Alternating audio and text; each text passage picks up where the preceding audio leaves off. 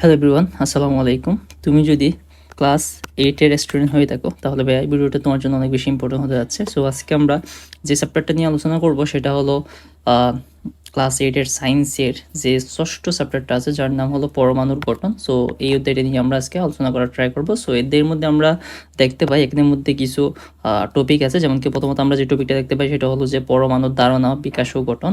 দেন এরপর আমরা যে টপিকটা দেখতে পাই সেটা হলো পরমাণুর সংখ্যা, ভর সংখ্যা এবং হলো আইসোটোপ, এইসব জিনিস নিয়ে আলোচনা করা আছে। দেন আমরা নেক্সটে আরও যে টপিকটা দেখতে পাই সেটা হলো তোমার পারমাণবিক সংখ্যা, ভর সংখ্যা এবং হলো আইসোটোপ।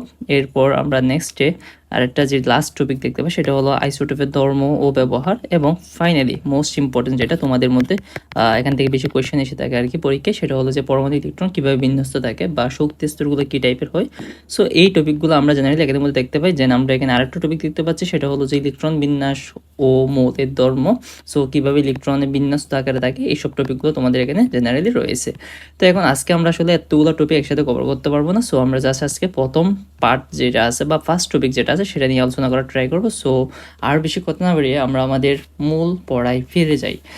সো প্রথমেই আমরা একটু জানার ট্রাই করি পরমাণু মানেটা কি। এই যে আমরা যে আজকে চ্যাপ্টারটা পরমাণু গঠন, সো পরমাণু মানেটা কি? পরমাণু হলো এমন একটি ক্ষুদ্র কণা যেটা হলো জেনারেলি কোনো একটা, ধরো তুমি একটা লোহার টুকরার ভেতরে যে ক্ষুদ্র কণা সেটাকে জেনারেলি হলো পরমাণু ধরা হচ্ছে। ঠিক আছে, এই আমরা আশেপাশে কিন্তু বিভিন্ন রকমের পদার্থ দেখতে পাই। সো পদার্থের যে ক্ষুদ্রতম কণা সেটাকে আমরা কি বলতে পারি? পরমাণু বলতে পারি। সো এখন আমরা এগুলো নিয়ে একটু জানার ট্রাই করবো। এখন ভাইয়া কোয়েশ্চেন হলো কেন এগুলো আমরা জানবো? আসলে এগুলো জানতে পারলে আমরা পৃথিবীর সিস্টেমটাকে বুঝতে পারবো বা কীভাবে একটা পদার্থ এভাবে সুন্দর করে বসে আছে বা মানে একটা রিয়েকশন, কীভাবে একটা পদার্থের সাথে রিয়েকশন করতেছে। এই যে তোমরা দেখতে পাও তোমাদের আশেপাশে যে লোহার টুকরোগুলো আছে, লোহাকে এফি দ্বারা, আয়রন দ্বারা বলা হয়, এফি আর কি। সো এই লোহার টুকরোর সাথে যখন তোমার পানি মিক্স হয়, মানে লোহাটা যখন তুমি বৃষ্টির মধ্যে ফেলে রাখো তখন দেখা যায় কিছুদিন পর সেখানের মধ্যে কী পড়তেছে ভাইয়া? মরিচা পড়তেছে, মানে লাল লাল হয়ে যাচ্ছে। সো এই কাহিনীগুলো কেন করতেছে, এইসব বিষয়ে যদি আমরা জানতে চাই তাহলে আমাদের আসলে পরমাণুর গঠন সম্পর্কে বুঝতে হবে বা পরমাণু জিনিসটাকে সেটা ফিল করতে পারতে হবে, সেটা বুঝতে পারতে হবে। তখনই আসলে আমরা ভালো করতে পারবো। দ্যাটস ওয়াই আসলে এই চ্যাপ্টারটার ইম্পর্টেন্স অনেক বেশি আমাদের রিয়েল লাইফে অ্যান্ড হলো এক্সামের জন্য। এক্সাম থেকে কিন্তু অনেক বেশি কোয়েশ্চেন এসে থাকে অ্যান্ড হলো এটা টপ নোস একটা চ্যাপ্টার। ইভেন তোমরা সামনে যদি এসএসসিতে যদি সায়েন্স নাও তাহলে কিন্তু এই চ্যাপ্টারটা তোমাদেরকে অনেক বেশি বেনিফিটেড করবে, কারণ এখানে ম্যাক্সিমাম বেসিক তোমার এসএসসিতে পেয়ে থাকবে আর কি। সো এখন থেকে যদি এগুলোর সাথে ইউজ হয়ে যেতে পারো তাহলে তোমরা অনেক বেশি বেনিফিটেড হতে পারবা। সো অনেক কথা বলে ফেলছি, সো ইম্পর্টেন্স হলো অনেক বেশি এটা। সো একটু মনোযোগ দিয়ে পড়ার ট্রাই করি বা বোঝার ট্রাই করি। ওকে, শুরু করি আমরা। আচ্ছা, সো আমরা যেটা নিয়ে কথা বলছিলাম সেটা হলো যে পরমাণু নিয়ে। তাহলে পরমাণু কি? পরমাণু হলো পদার্থের ক্ষুদ্রতম কণা। এখন পদার্থ কি? আমাদের আশেপাশে লোহা বলো, এরপর হলো স্বর্ণ বলো, যে টাইপের পদার্থগুলো তুমি আশেপাশে দেখতে পাচ্ছ সবগুলার কে একত্রে পদার্থ বলা হয়। সো এগুলার যে ক্ষুদ্রতম কণা সেটাকে আমরা কি বলে থাকি? জেনারেলি পরমাণু বলে থাকি। তো আমরা একটু যাই পরমাণুর ধারণা, বিকাশ, গঠন, সেটা হলো তোমাদের এখানের মধ্যে ফার্স্ট টপিক। সো এটা আসলে সিকিউতে তেমন একটা আসবে না, এটা হলো তোমাদের ইম্পর্টেন্ট। আমি একটু ইম্পর্টেন্সটা বলছি, সেটা হলো তোমার ক এবং এমসিকিউর জন্য হলো এই টপিকটা অনেক বেশি ইম্পর্টেন্ট। সো একটু মনোযোগ দিয়ে দেখো ভাইয়া, তোমাদেরকে প্রতিটা লাইন বাই লাইন একটু বুঝে দেওয়ার ট্রাই করবো ইনশাল্লাহ। আচ্ছা, সো দেখো তোমরা জেনেছো যে পদার্থ ক্ষুদ্র কণা দ্বারা গঠিত। আচ্ছা, একটা পদার্থ অসংখ্য ক্ষুদ্র ক্ষুদ্র কণা দ্বারা গঠিত হয়। এই ক্ষুদ্র কণা দুই রকমের, একটা হলো কি ভাইয়া অণু, আর একটা হলো কি পরমাণু। তাহলে পদার্থ ক্ষুদ্র কণাটা কয়টি ভাগে বিভক্ত? দুটি ভাগে বিভক্ত। একটা হলো কি অণু, আরটা হলো পরমাণু। এখন কোয়েশ্চেন হলো স্যার অণু মানে কি, পরমাণু মানে কি? সো অণু মানে হলো একের অধিক পরমাণু পরস্পরের সাথে যুক্ত হয়ে অণু গঠন করে। তাহলে অনেকগুলো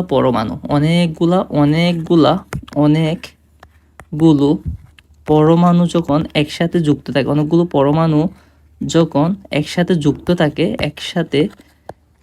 যুক্ত থাকে তখন আমরা তাকে কি বলি ভাইয়া? অণু বলে থাকি। সো আমি লেখাটা এমনি হুদায় লিখছি, বাট হলো বইয়ে দেওয়া আছে, সো এখান থেকে মনে রাখার ট্রাই করি। আমি তারপর একবার রিপিট করছি যাতে তোমরা বেশি বেশি একটু দেখো আর কি, বা বেশি বেশি পড়লে এটা মনে থাকার পসিবিলিটিটা বেড়ে যায়। দ্যাটস ওয়াই আমি লিখছি আর কি। ওকে, তাহলে অনেকগুলা পরমাণু যখন একসাথে যুক্ত থাকে, একটা পরমাণু প্লাস হলো আরেকটা পরমাণু, এইভাবে যখন অনেকগুলা পরমাণু একসাথে যুক্ত থাকে তখন আমরা সেটাকে কি বলি ভাই? সেটাকে আমরা অণু বলে থাকি। এটাই হলো অণুর সংজ্ঞা। আর পরমাণু কি? পরমাণু হলো পদার্থের ক্ষুদ্রতম কণা। পরমাণু মানে কি? আর এই পরমাণু মানে হলো কি? পদার্থের ক্ষুদ্রতম কণা।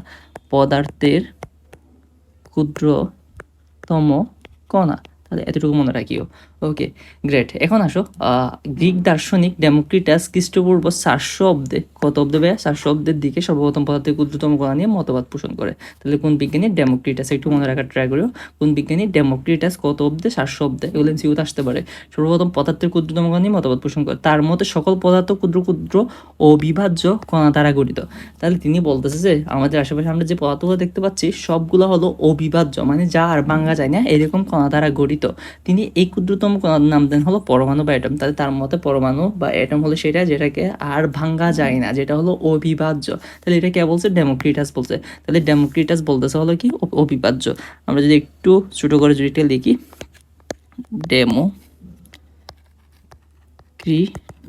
তাদের ডেমোক্রিটাস কি বলতেছে? অবিভাজ্য বলতেছে, অবিভাজ্য। ঠিক আছে, এটা কে বলছে? ডেমোক্রিটাস বলছে সকল পদার্থ অবিভাজ্য ক্ষুদ্র কণা দ্বারা গঠিত। তিনি ক্ষুদ্র নাম দেন হলো অ্যাটম। কি নাম দেবে? অ্যাটম নাম দেয়।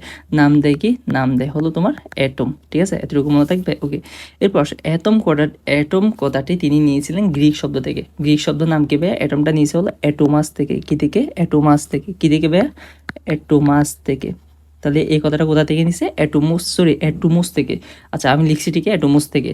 ওকে, যার অর্থ হলো অবিভাজ্য। তাহলে অ্যাটুমুস মানে কি? অ্যাটুমুস মানে হলো আলটিমেটলি অবিভাজ্য। তাহলে এই কথাটা কার? গ্রিক দার্শনিক ডেমোক্রিটাসের কথা। ওকে, এরপর হলো সমসাময়িক আরও দুজন বিজ্ঞানী, একজন হলো কি প্লেটো, আরেকজন হলো কি এরিস্টটল। তারা মতবাদের সাথে দ্বিমত পোষণ করে। তারা বলে যে না, আমি তোমার কথা মানি না, এটার প্রতি আমার কি আছে? দ্বিমত আছে। দ্বিমতটা কি? এরিস্টটলের মতো হলো পদার্থ নিরবিচ্ছিন্ন একে যতই ভাঙ্গা হোক না কেন পদার্থের কণাগুলো ক্ষুদ্র হতে ক্ষুদ্রতর হতে থাকবে।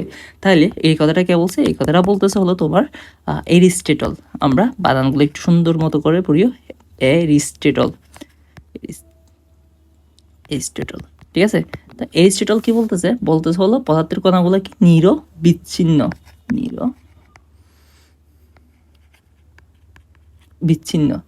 নিরবিচ্ছিন্ন। পদার্থের কণাগুলো কি? নিরবিচ্ছিন্ন। একে যতই ভাঙ্গা হোক না কেন কণাগুলো ক্ষুদ্র থেকে ক্ষুদ্রতর হতে থাকবে। মানে কণাগুলা মানে ক্ষুদ্র থেকে, মানে একে বাংলায় তুমি অনেকগুলো কি পাবা? ক্ষুদ্র থেকে ক্ষুদ্রতর কণা পাবা। আর এটা বলছিল কি? অবিভাজ্য। আর এটা বলতেছে কি? নিরবিভাজ্য। ক্ষুদ্র থেকে ক্ষুদ্রতর হবে, ক্ষুদ্র থেকে ক্ষুদ্রতর হবে। সো তোমরা লেখাগুলো না আসলে তোমরা একটু বই থেকে লিখে নিও। আমি জাস্ট এটা আপনার শর্টকাটটা বলছি। মানে ডেমোক্রিটাস প্রথম বলছে কি ভাইয়া? ডেমোক্রিটাস বলছে অবিভাজ্য অ্যাটম, এবং হলো কি এটা কোথা থেকে পাইছে? অ্যাটোমাস থেকে পাইছে। অ্যাটোমাস হলো একটা গ্রিক শব্দ। আর এরিস্টটল বলতেছে নিরবিচ্ছিন্ন, এটা হলো ক্ষুদ্র থেকে মানে ক্ষুদ্রতর হবে আর কি, ক্ষুদ্রতম কণা। এরপর আমরা যেটা দেখতে পাচ্ছি সেটা হলো 1803 সালে ইংরেজ বিজ্ঞানী জন ডাল্টন পরীক্ষালব্ধ তথ্যের উপর ভিত্তি করে পদার্থের ক্ষুদ্রতম কণা সম্পর্কে বলেন পরমাণু হলো মৌলিক পদার্থের ক্ষুদ্রতম কণা, একে আর ভাঙা যায় না। তাহলে এরপর আমরা দেখতেছি জন ডাল্টন। এরপর কোন বিজ্ঞানী আসতেছে ভাই? এরপর আসতেছে হলো জন ডাল্টন। আমি ডাল্টনটা দেখতেছি, জন ডাল্টন বলতেছে হলো পদার্থের ক্ষুদ্রতম, মৌলিক পদার্থের ক্ষুদ্রতম, একে আর ভাঙা যায় না, ক্ষুদ্রতম কণা একে কি করা যায় না? ভাঙা যায় না। আচ্ছা, এইটা বলতেছিল এরিস্টটল বলতেছিল ভাঙা যায়, ভাঙলে কি হবে? ক্ষুদ্র থেকে ক্ষুদ্রতর হবে। আর ডাল্টন বলতেছে ক্ষুদ্রতম কণা যেটাকে আর কি করা যায় না, ভাঙা যায় না, এই কথাটা বলছে। ডাল্টনের মতবাদে সকল গ্রহণ করে, এবং এই মতবাদটা কি করতেছে? সকলে গ্রহণ করতেছে, এবং এরিস্টটল মতবাদটি পরিত্যক্ত হয়। তাহলে এরিস্টটলের আগে যেটা দিচ্ছে সেটা পরিত্যক্ত মানে বাদ দিয়ে দেওয়া হয়। আসলে পরমাণু বিভাজ্য নয়, বা ক্ষুদ্রতম কণিকা নয়, পরমাণু বিভাজ্য। পরমাণু হলো কি? বিভাজ্য। এরা ইলেকট্রন, প্রোটন এবং নিউট্রন দ্বারা গঠিত। তাহলে একটা পরমাণু কি কি দ্বারা গঠিত? একটা পরমাণুর মধ্যে কি কি আছে ভাইয়া? ইলেকট্রনের আর হলো প্রোটন, এবং হলো কি আর একটা নিউট্রন। ইলেকট্রন, প্রোটন এবং কি দ্বারা গঠিত? নিউট্রন দ্বারা গঠিত। এই কথাটা বলা হচ্ছে। ডাল্টনের পরমাণুবাদের এই সীমাবদ্ধতা দূর করার জন্য পরবর্তীতে আরও অনেক পরমাণুর মডেল প্রস্তাব করেন। এদের মধ্যে রাদারফোর্ড ও বোরের পরমাণু মডেল গ্রহণযোগ্যতা পায়। তাহলে কার মডেলটা গ্রহণযোগ্যতা পায়? সেটা হলো রাদারফোর্ড এবং বোরের পরমাণু মডেলটা হলো সবচেয়ে বেশি গ্রহণযোগ্যতা পায়। বা এতদিন ধরে যে রিসার্চটা করা হয়েছে এগুলো ম্যাক্সিমামে বাদ পড়ে যায়। একসময় বিজ্ঞানী রাদারফোর্ড তার সহকর্মী একটি পরীক্ষা করেন। তিনি বলেন যে পরমাণু তো ধনাত্মক আধান যেটা, সেটা হলো কি প্রোটন, এবং বড় একটি ক্ষুদ্র জায়গা আবদ্ধ, এই জায়গাটা পরমাণুর কেন্দ্র অবস্থিত, সেটা হলো কি নিউক্লিয়াস। তো বলতেছে এই যে পরমাণুর কেন্দ্র কেন্দ্র, এটা হলো কেন্দ্র। একের মধ্যে কি থাকে, একের মধ্যে থাকে তোমার হলো প্রোটন আর নিউট্রন থাকে। আর বাহিরে কি থাকে, বাহিরে থাকে হলো ইলেকট্রন। এই কথাগুলো এখানে বলা হয়েছে, তোমরা একটু বই থেকে এগুলো পড়ে নিলে তোমরা পারবা। আমি এখানে তাকাই দিছি, পসিবল হলে আমি যেরকম তাকাই দিছি এরকম তোমরা একটু বই দাগিয়ে ফেলিও। সো কেন্দ্র যেটা, এটাকে বলা হয় নিউক্লিয়াস। আর যেগুলো আছে এখানে এগুলো হলো কক্ষপথ। যে গোল যেগুলো দেখতে পাচ্ছ এগুলো হলো কি কক্ষপথ। কক্ষপথের মধ্যে কি থাকে, ইলেকট্রন থাকে। আর প্রোটনের চার্জ হলো সবসময় মনে রাখবা পজিটিভ, পি দিয়ে পজিটিভ। আর তোমার নিউট্রন এটা হলো আধান নিরপেক্ষ বা চার্জ শূন্য। আর ইলেকট্রন হয় সবসময় কি নেগেটিভ, ইলেকট্রন সবসময় কি হয় নেগেটিভ।